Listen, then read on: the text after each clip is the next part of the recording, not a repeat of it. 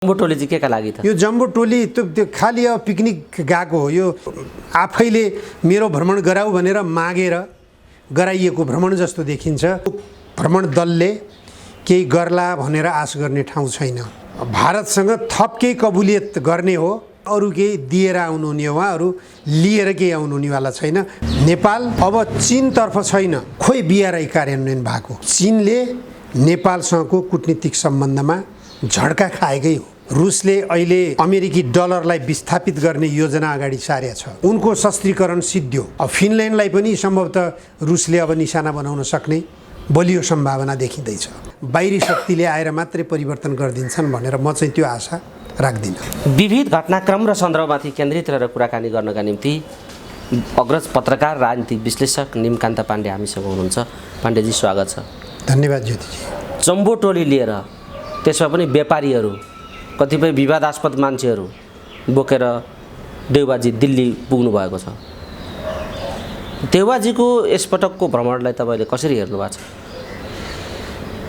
होइन, देशको प्रधानमन्त्री छिमेकी देशको भ्रमणमा गइराखेको बेलामा सकेसम्म नेपालको हितमा कुरा हुन्छन् भनेर हामी बोल्न पाए राम्रो हुन्थ्यो। त्यो बोल्न पाउने अवस्था छैन, किनभने नेपाल र भारतका बिचमा सबैभन्दा जटिल मुद्दाको रूपमा अहिलेसम्म देखा परेका भनेको सीमा विवाद हो। सीमा विवादका बारेमा एजेन्डा छैनन्, सीमा विवादका बारेमा कुरा हुने छैनन् भन्ने कुरा, त्यसले एजेन्डा नै छैनन् भनेपछि कुरा हुन्नन्। भनेपछि जो जटिल मुद्दा हो त्यही विषयमा छलफल हुँदैन भनेर वचनबद्ध भएर त्यसमा कबुलियतनामा गरेर जब भ्रमण गरिएको छ भनेपछि यो भ्रमणबाट के प्राप्त होला भनेर आश गर्ने हामीले? यसबाट आश गर्ने कुरा केही पनि देखिरहेको छैन मैले। यो जम्बो टोली चाहिँ केका लागि त? यो जम्बो टोली त्यो खालि अब पिकनिक गएको हो। यो त्यसमा पनि अब भारतले आफै भनेको छ सद्भावना भ्रमण। यो राजकीय भ्रमणमा परेको छैन। राजकीय भ्रमणमा परेको भए पनि ओहो हाम्रा प्रधानमन्त्रीलाई अलिकति केही त सम्मान दियो है भारतले भन्ने कुरो हुन्थ्यो। यो आफैले मेरो भ्रमण गराऊ भनेर मागेर गराइएको भ्रमण जस्तो देखिन्छ। प्रधानमन्त्री पत्नी आएर जो देउवा लामो समयसम्म दिल्लीमा बसेर यो भ्रमणको चाँजो पाँजो मिलाएर उहाँ फर्केपछि भारतबाट बोलाइएको छ, सद्भावना भ्रमण भनिएको छ।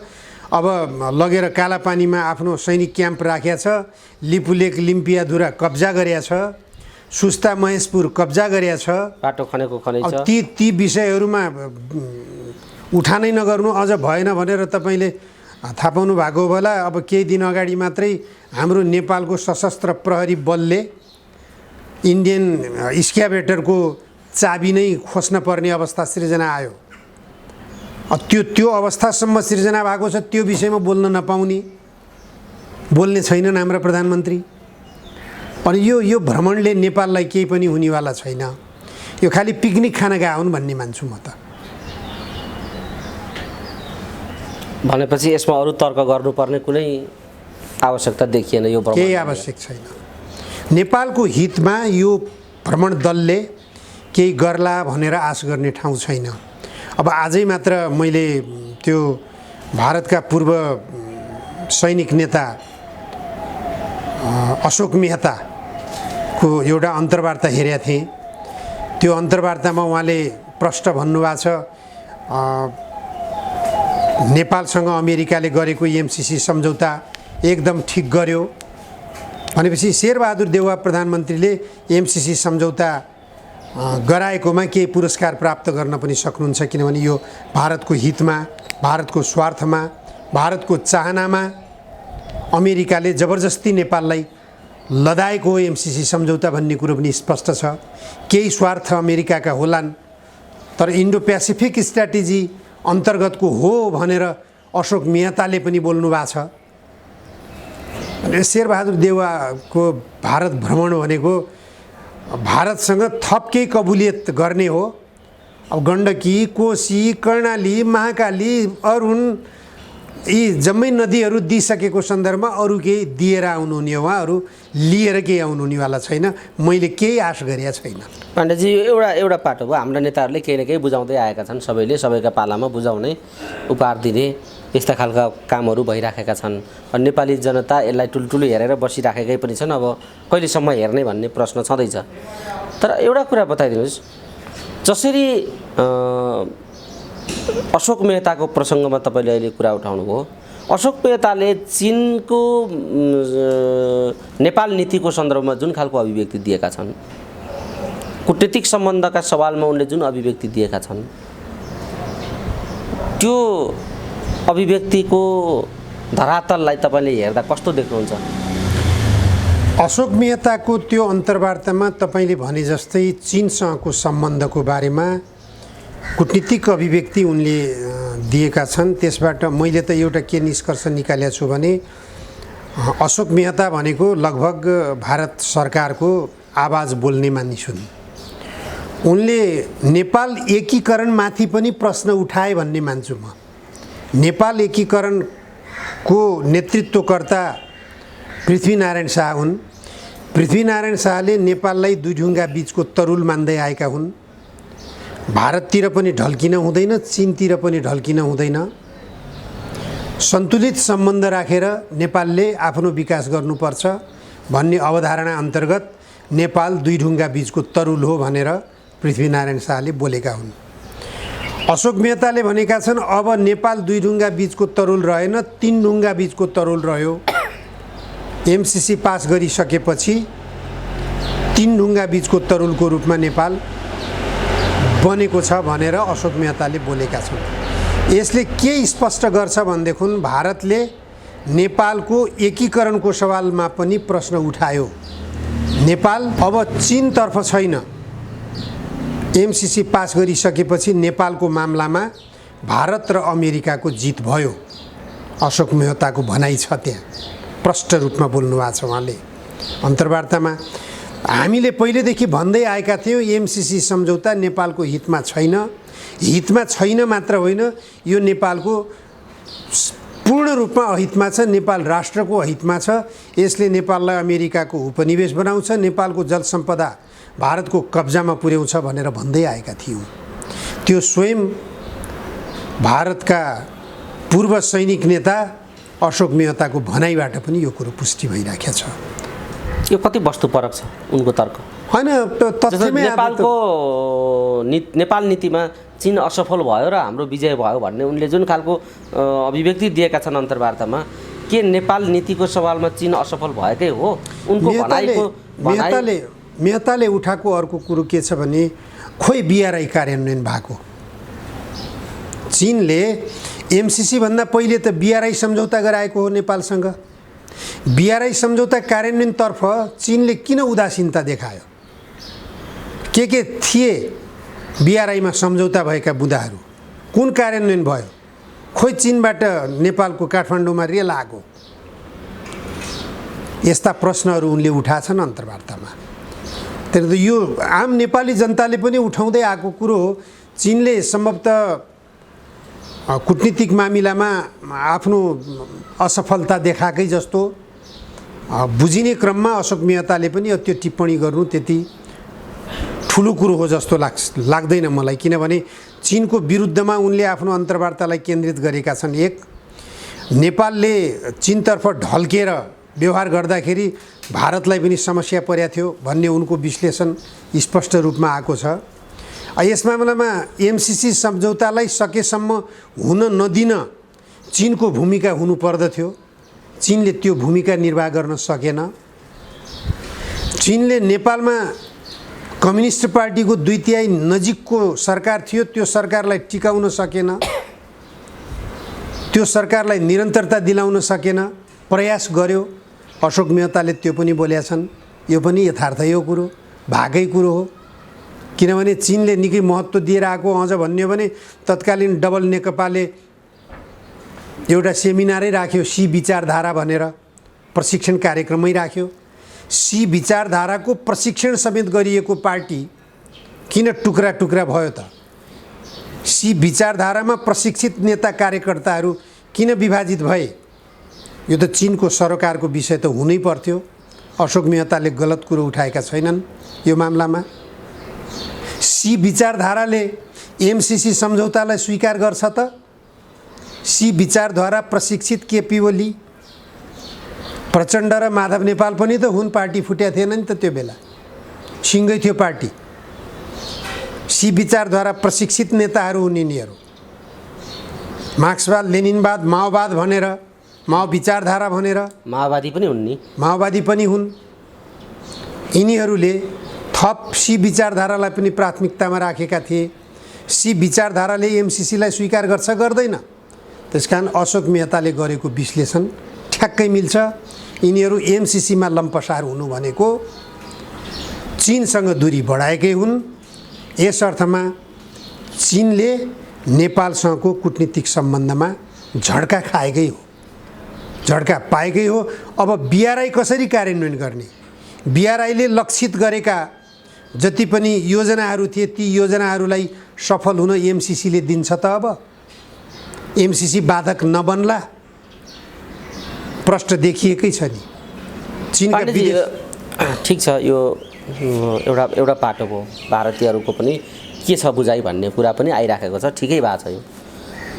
यो एउटा प्रसङ्ग यो हो। अर्को प्रसङ्ग, जब चीनका परराष्ट्र मन्त्री वाङले पाकिस्तान, अफगानिस्तान, भारत हुँदै नेपालको भ्रमण गरेर फर्किनुभयो, त्यस पछाडि लगत्तै भारतमा रुसका परराष्ट्र मन्त्री आउनु भएको छ। लगत्तै नेपालबाट देउबाजी जानुभएको छ। केही दिन पछाडि लगत्तै पूर्व राजा ज्ञानेन्द्र पनि त्यहाँ जाने भारत भ्रमणमा भन्ने चर्चा बाहिर आएको छ। यही बिचमा पूर्व राजा ज्ञानेन्द्रसँग नेपालका सबै वैदेशिक कूटनीतिक नियोगका अधिकारीहरूले राजासँग भेटघाटको समय लिइराखेका छन् भन्ने पनि छ। सार्कका महासचिवले त भेटेरै गइसक्नुभयो। त यस्तो बेला के खिचडी पाकिराखेको छ, के भइराखेको छ यहाँ भन्ने एउटा संशय चाहिँ विकास भएको छ। यी घटनाक्रमहरूले के सन्देश दिन्छन्, के भइराखेको छ बताइदिनुहोस् त। नेपालका राजनीतिक दलका नेताहरू एक किसिमले असफल भइरहेका छन्। मैले हिजो मात्रै अहिले सत्ता गठबन्धन दलका प्रमुख पात्रको रूपमा चिनिनुहुने प्रचण्डले गर्नुभएको एउटा भाषण पनि सुनेको थिएँ। उहाँले के भन्नुभएको थियो भनेपछि नेपाल अझै श्रीलङ्काको जस्तो आर्थिक सङ्कटमा त पुगिहालेको छैन भनेर बोल्नुभयो। श्रीलङ्का चरम आर्थिक सङ्कटका बीच गुज्रिरहेको छ, निकै ठुलो सङ्कटमा फसिरहेको छ श्रीलङ्का। डिजेल प्राप्त नभएर पेट्रोल पम्पहरूले तालाबन्द गरेका छन्। त्यहाँ यो रुस युक्रेनको युद्धले पनि दिएको प्रभाव हुन सक्छ। तथापि भनिएको छ श्रीलङ्कामा विकसित भएको आर्थिक सङ्कटको परिणाम हो यो। लाखौँ जनता सडकमा उत्रिएका छन् विरोधमा, सरकारको विरोधमा। अब अहिलेका जो राष्ट्रपति राजापाक्से, अब उहाँका सबै भाइ भारदारहरूको सरकार रहेछ। धेरैजसो राजापाक्सेहरूकै बाहुल्यता छ सरकारमा। सरकारमा मन्त्रीहरू धेरैजसो राजापाक्सेकै नेतृत्व देखिन्छ। अब यो राजापाक्सेको बाहुल्यता भएको सरकारका विरुद्धमा जनता सडकमा उत्रिएका छन्। अब जनता त त्यसो त अब तपाईको पाकिस्तानमा इमरान खानका विरुद्धमा पनि उत्रिएकै छन्। अब यो पाकिस्तानले पनि अमेरिकाको एमसिसीलाई अस्वीकार गरेको थियो, श्रीलङ्काले पनि अस्वीकार गरेको थियो, बाङ्लादेशले पनि अस्वीकार गरेको थियो। यी देशहरूमा जनतालाई सडकमा उतारिएको छ। विपक्षी घटकलाई एकताबद्ध गराइदिएको त डकुमेन्ट नै सार्वजनिक गरे इमरान खानले आफ्नो अभिव्यक्ति। अमेरिकाले यस्तो गरिराखेको छ भन्ने कुरा त उनी सार्वजनिक रूपमा बोलेका छन्। अब नवाज शरीफ बेलायतमा बसिराखेका छन्। अब उनी निर्वाचनमा बसिराखेका बेलामा उनका तर्फबाट भइराखेका गतिविधिहरू त्यसै पनि बाहिरबाट संरक्षित, प्रोत्साहित, उत्साहित जे पनि थिए उनीहरूबाट भाग हो भन्ने कुरो, अमेरिकी संरक्षित, बेलायत संरक्षित गतिविधि हो भन्ने कुरा पनि स्पष्ट थियो। अर्को कुरो, इमरान खानले स्पष्ट रूपमा देशभक्ति भावना प्रकट गर्दै आएका थिए, त्यसलाई पनि निशाना बनाइएको भन्ने कुरा पनि स्पष्ट हुन्छ। अब तपाईले अर्को निकै महत्त्वपूर्ण प्रश्न राख्नु भएको छ कि रुसका विदेश मन्त्री भारत भ्रमणमा नेपालका प्रधानमन्त्री पनि भारत भ्रमणमा र केही समयपछि नेपालका पूर्व राजा पनि भारत भ्रमणमा। यो के खिचडी पाकी त राखेको छैन भन्ने कुरा निश्चित रूपमा घटनाक्रमलाई हेर्दाखेरि खिचडी पाकेकै जस्तो देखिन्छ। तथापि रुसका विदेश मन्त्रीको भारत आगमन रुस युक्रेन युद्धबाट सिर्जना भएको एउटा घटनालाई पनि लिन सकिन्छ, किनभने त्यहाँ रुसले अहिले अमेरिकी डलरलाई विस्थापित गर्ने योजना अगाडि सारेको छ। उसले डलरमा म भुक्तानी लिँदैन भनेर भनेको छ। अहिले रुबल बाहेक, रसियन मुद्रा हो रुबल बाहेक अरूमा भुक्तानी लिँदैन भनेर रुसका राष्ट्रपति भ्लादिमिर पुटिनले आफ्नो दृष्टिकोण सार्वजनिक गरेका छन्। अब त्यस आधारमा भारतले अहिले रुबलमै भुक्तानी गर्ने तयारी गरेको छ र रुसले पनि भारतबाट जो आयात गरिने सामान उसले आफ्नो देशमा आयात गर्ने सामानहरू छ, ती सामानहरू भारतीय मुद्रामा खरिद गर्ने प्रतिबद्धता जनाएको छ। रुस र भारतको बीचमा यो सम्बन्धको निकटताले निश्चित रूपमा रुसमा सृजना भएको जो अमेरिका र युरोपियन राष्ट्रहरूको जो नाकाबन्दीलाई अलिकति केही पछाडि पार्ने धक्कामूलक सम्बन्ध हुन्छ जस्तो देखिन्छ। युरोपियन मुलुकहरूमा अहिले रुसबाट 40% पेट्रोलियम पदार्थ निर्यात हुन्छ। रुसबाट अब पेट्रोलियम पदार्थ निर्यात बन्द भयो भने रुबलमा भुक्तानी नगर्नेहरूलाई म पेट्रोलियम पदार्थ सप्लाई गर्दैन भनेर पुटिनले भनिसकेका छन्।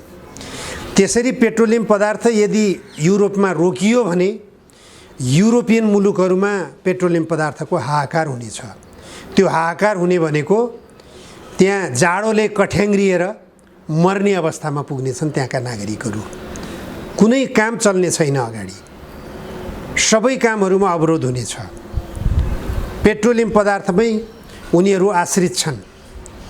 40% निर्यात हुने उता अमेरिकाले जो बाइडेनले नीति सार्वजनिक गर्नुभएको छ कि पेट्रोलियम पदार्थ सकेसम्म अब बाहिर निकाल, जमिन बुनीबाट पनि बाहिर निकाल भनेर उहाँले उर्दी जारी गर्नुभएको छ। सङ्कट सिर्जना भइराखेको छ भन्ने कुरा स्पष्ट छ। एकातिर रुसले आक्रमणको निशाना बनाइराखेको छ युक्रेनमा, युक्रेनलाई जसरी हुन्छ निशस्त्र बनाउने प्रयासमा छ।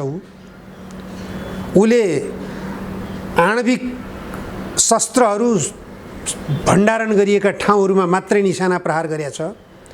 निशाना प्रहार गर्ने क्रममा फाट्टफुट्ट अलि उसले नताकेका ठाउँहरूमा पनि परेका छन्, त्यो बेग्लै पाटो हो। तथापि उसले सकेसम्म उसको प्रयास हो युक्रेनलाई निशस्त्र गर्ने। युक्रेनमा अमेरिकाले अब तपाईको अब अहिले सार्वजनिक भइराखेको छ, विभिन्न किसिमका प्रयोगशालाहरू पनि प्रयोगमा ल्याइराखेको रहेछ। अमेरिकाले विभिन्न योजनाहरू बुनिराखेको रहेछ युक्रेनमा बसेर भन्ने कुरा रुसले त्यो सबै चिजहरू पत्ता लगाएरै आक्रमण सुरु गरेको रहेछ भन्ने कुरो पनि अहिले आएर विश्वले बुझ्दैछ। यो कुरा युक्रेन भनेको रुसको कब्जाबाट अथवा छिमेकी देश युक्रेन अमेरिकाको कब्जामा गइसकेको बुझाइ पुटिनको भइसकेको रहेछ।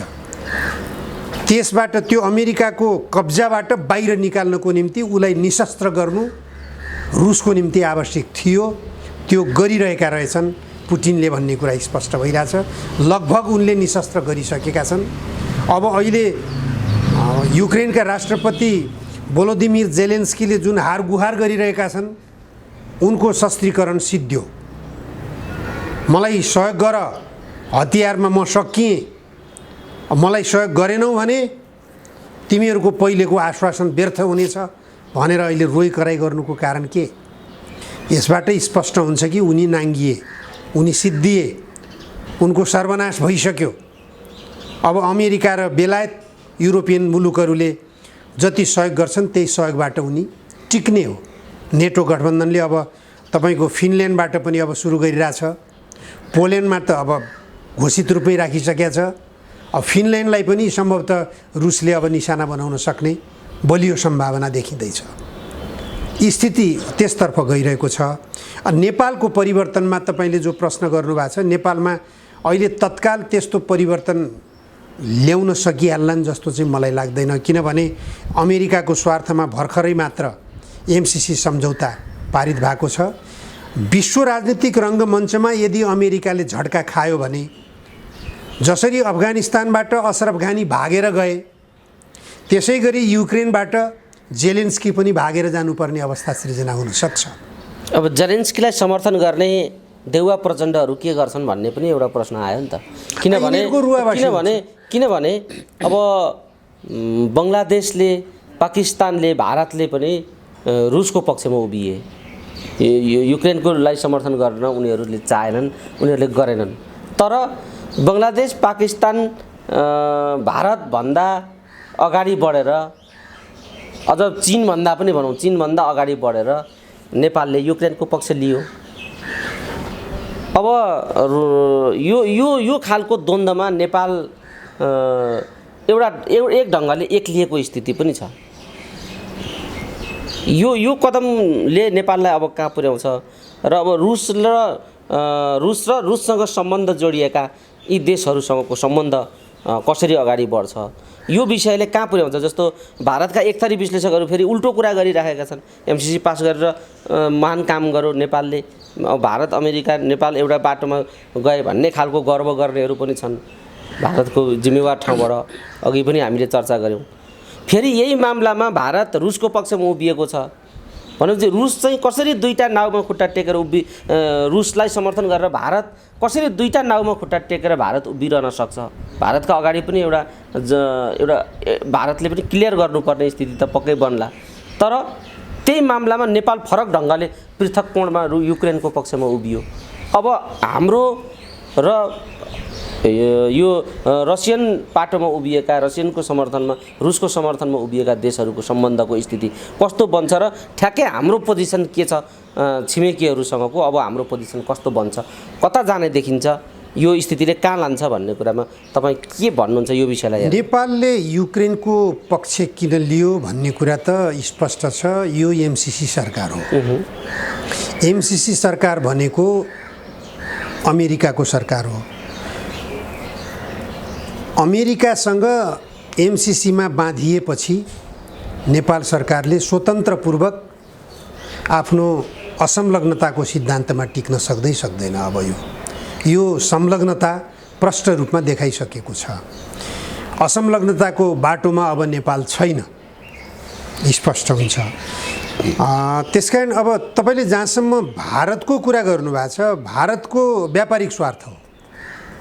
रुससँग स्पष्ट रूपमा व्यापारिक स्वार्थ हो, अरू केही पनि छैन। रुससँग सम्बन्ध बिगार्दा साथ भारत तहस नहस हुन्छ। त्यसो भए भारतका सैनिक अधिकारीहरू, जिम्मेवार मान्छेहरूले जसरी विश्लेषण गरिराखेका छन् एमसिसीको विषयमा, चीन र नेपाल सम्बन्धको विषयमा, रुस चीन सम्बन्धमा जसरी आइराखेका छन्, अशोक मेहताको जस्तो खालको अभिव्यक्ति आइराखेको छ, के तालमेल भयो त भन्ने विषय? अशोक मेहताले त प्रष्ट रूपमा भनेका छन्, भारतले रुस युक्रेनको सन्दर्भमा तटस्थताको सिद्धान्त अपनायो, त्यो भारतको स्वार्थको कुरो थियो। भारतले त्यो गर्नै पर्थ्यो, त्यसको विकल्प थिएन। र उनी अगाडि भन्छन् नेपालले जे गर्यो ठिक गर्यो। मेहताको विश्लेषण त्यस्तो छ। नेपालले रुस युक्रेनको सम्बन्धमा जे निर्णय लियो, युक्रेनको पक्ष लियो, त्यो ठिक गर्यो। अब यस्तो खालको विश्लेषण भारतीय मित्रहरूको आइराखेको छ। त्यसले गर्दा नेपाल त चुकेकै छ। एमसिसीमा भासिनु भनेको नेपालले ठुलो गल्ती गरेको छ। यो गल्तीको सजाय कहाँनेर दुर्घटनामा पुग्ने हो भन्ने कुरो अब भोलिका दिनहरूले स्पष्ट गर्दै जाला। अब यो एमसिसीका पक्षमा लागेकाहरूले एमसिसीले नेपालको काया पलट गर्छ, नेपालमा विकासको लहरै ल्याउँछ भनेर भनेका थिए।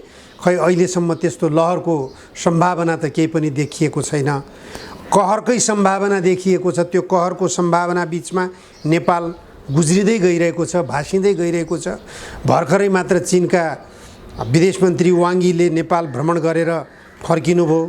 वाङ्गीको भ्रमणका क्रममा नेपाल सरकारले देखाएको उहाँको स्वागतमा देखाएको उदासीनता जो लापरवाही एउटा कूटनीतिक उपेक्षापूर्ण एउटा चिसोपन जुन खालको देखियो कूटनीतिक रूपमा जानकारी राख्ने मानिसहरूले चीनले चित्त दुखायो भनेर बुझेका छन् निश्चित रूपमा। उहाँ फर्केर गइसकेपछि पनि चिनीय समाचार माध्यमहरूले ग्लोबल टाइम्सले चाइना डेलीले सम्पादकीयमै लेख्यो प्रष्ट रूपमा कि नेपालको सार्वभौम सत्ताको सवालमा चीन जहिले पनि नेपालको साथमा छ भनेर बोल्नुभयो। चीनमा पुगेर विश्लेषण गर्नुपर्ने अवस्था भयो। तर नेपालमा त्यसरी बोलेको कुरो न त हाम्रा परराष्ट्र मन्त्रीले भन्न सके, चीनका विदेश मन्त्रीले यस्तो भन्नुभयो भने त परराष्ट्र मन्त्रीले, प्रधानमन्त्रीले पनि भनेनन्। यसबाट के स्पष्ट हुन्छ भने अझ परराष्ट्र मन्त्री हाम्रा नारायण खड्काले त के भन्नुभएको थियो भने चीनका विदेश मन्त्रीले मसँग र प्रधानमन्त्रीज्यूसँगको संवादको क्रममा एमसीसी बारेमा केही प्रसङ्गै उठाउनु भएन, जबकि एमसीसी बारेमा धेरै कुरा भएको रहेछ भन्ने कुरा ग्लोबल टाइम्सले लेखेकै छ। वाङीले एमसीसी बारेमा यसरी कुरा उठाउनु भयो नेपालका परराष्ट्र मन्त्रीसँग भनेर पनि लेखियो। भनेपछि नेपालबाट चित्त दुखाएर फर्केका छन् वाङी, प्रष्ट रूपमा बुझ्नुपर्ने कुरा यो हो। त्यो अब यो व्यवस्थामाथि पनि प्रणालीमाथि पनि हरेक किसिमका कुराहरू चिनिया पक्षले उठायो यसपालि भन्ने खालको कुरा पनि अहिले उहाँ पुगेर चिनिया पक्षले विदेश मन्त्री स्वदेश फर्किसकेपछि उहाँले यो विषयमा पनि धारणा राख्नुभयो भन्ने खालका समाचारहरू पनि आइराखेका छन्। अब के नेपाल परिवर्तनको सङ्घारमा या यो कोर्स करेक्सनको नजिक पुग्दै गएको हो, अहिलेको परिस्थितिले त्यतातिर डोर्याउँदै लगेको हो, अहिले छिमेकीहरूको चाहना, यहाँको असन्तुष्टि, यी सबै कुराले अब एउटा खालको केही न केही एउटा कोर्स बदल्ने बाटोमा नेपालको राजनीति र अबको परिस्थिति जान्छ भन्ने कुराको अनुमान गर्न सकिने स्थिति बनेको हो अहिले। होइन, हामीले विश्लेषण गर्दाखेरि आवश्यकता देख्ने कुरा एउटा बेग्लै हो, तर त्यो सम्भावना म देख्दिनँ। अहिले तुरुन्तै यहाँ व्यवस्था परिवर्तन भइहाल्ला भनेर आशा गर्न सकिने ठाउँ छैन, किनभने यो व्यवस्थालाई टिकाउन अझै पनि हाम्रा छिमेकी देशहरू लालायित छन्, उनीहरूको स्वार्थ अझ हासिल गर्न बाँकी नै छ। यो व्यवस्थाले धर्मनिरपेक्षता ल्याएको छ, यो व्यवस्थाले सङ्घीयता ल्याएको छ, यो व्यवस्थाले अब भर्खरै मात्र एमसीसी ल्याएको छ। अझ यी सबै विदेशी छिमेकी राष्ट्रहरूका, अब युरोपियन युनियनका, अमेरिकाका, भारतका सबैका स्वार्थ जोडिएका छन्। यहाँ अब चीनले नचाहँदैमा यहाँ तुरुन्तै परिवर्तन हुन्छ, अहिलेको यहाँको व्यवस्थाको परिवर्तन चीनले चाहेको छ भन्दैमा तुरुन्त परिवर्तन आइहाल्ला भनेर आश गर्ने ठाउँ चाहिँ म देख्दिनँ, त्यो सम्भावना देख्दिनँ। फेरि परिवर्तनको निम्ति त राजनीतिक वातावरण हुनु पर्यो नि, राजनीतिक शक्ति तयार हुनु पर्यो नि त। यहाँ कुन शक्ति छ र? यहाँ कुनै शक्ति र परिवर्तनको निम्ति शक्तिशाली शक्तिको रूपमा त कुनै देखिएको छैन। त्यसकारण राजनीतिक शक्तिमा परिवर्तनको चाहना प्रस्फुटित नहुँदासम्म यहाँ बाहिरी शक्तिले आएर मात्रै परिवर्तन गरिदिन्छन् भनेर म चाहिँ त्यो आशा राख्दिनँ। हस्, समय दिनुभयो, यो महत्त्वपूर्ण समय र संवादका लागि यहाँलाई धेरै धेरै धन्यवाद छ। धन्यवाद ज्योतिजी, तपाईँलाई पनि।